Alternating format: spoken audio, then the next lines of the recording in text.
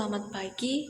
Di sini saya akan membuat video singkat tentang peran penelitian dalam pengembangan ilmu bimbingan dan konseling, mata kuliah metodologi penelitian kuantitatif dan kualitatif. Nah, menurut saya penelitian punya peran yang sangat penting dalam pengembangan ilmu bimbingan dan konseling karena menjadi dasar ilmiah bagi teori praktik dan kebijakan layanan konseling.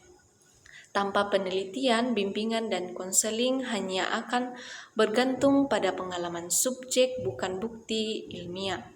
Nah, berikut beberapa peran utama. Yang pertama itu mengembangkan teori bimbingan dan konseling, di mana peneliti membantu menemukan konsep, prinsip, dan model konseling baru, kemudian menguji dan menyempurnakan teori yang sudah ada, kemudian menyesuaikan teori bimbingan dan konseling dengan perkembangan zaman budaya dan kebutuhan klien.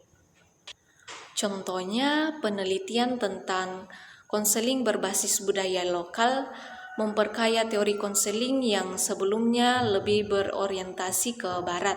Yang kedua, meningkatkan kualitas praktik konseling, di mana melalui penelitian konselor dapat mengetahui teknik konseling yang paling efektif, kemudian mengevaluasi keberhasilan layanan bimbingan dan konseling di sekolah, di kampus, maupun di lingkungan masyarakat, kemudian menghindari praktik yang tidak efektif atau bahkan menguji klien.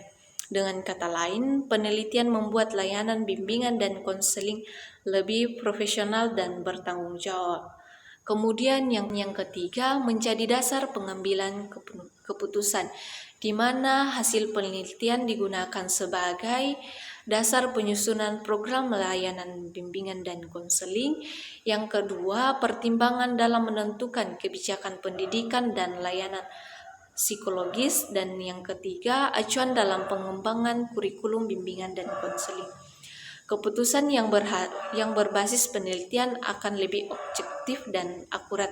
Kemudian yang keempat itu menjadi permasalahan nyata di lapangan, menjawab permasalahan nyata di lapangan, di mana penelitian bimbingan dan konseling berfungsi untuk mengidentifikasi masalah peserta didik atau klien.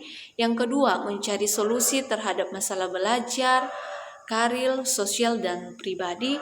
Nah, yang ketiga, menyelesaikan layanan bimbingan dan konseling dengan tantangan baru, misalnya kecanduan game, kemudian cyberbullying, kemudian kesehatan mental. Dan yang terakhir atau kelima, meningkatkan profesionalisme konselor, di mana dengan melakukan dan memahami penelitian, konselor dapat memiliki sikap ilmiah dan kritis. Dan yang kedua, terus mengembangkan kepotensian diri. Dan yang ketiga, mampu mempertanggungjawabkan praktik konseling secara etis dan akademis. Nah, dari kelima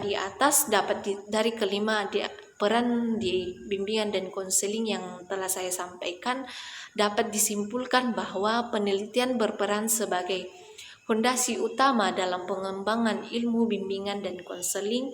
Melalui penelitian, ilmu BK menjadi lebih ilmiah, relevan, dan efektif, dan mampu menjawab kebutuhan masyarakat yang terus berkembang.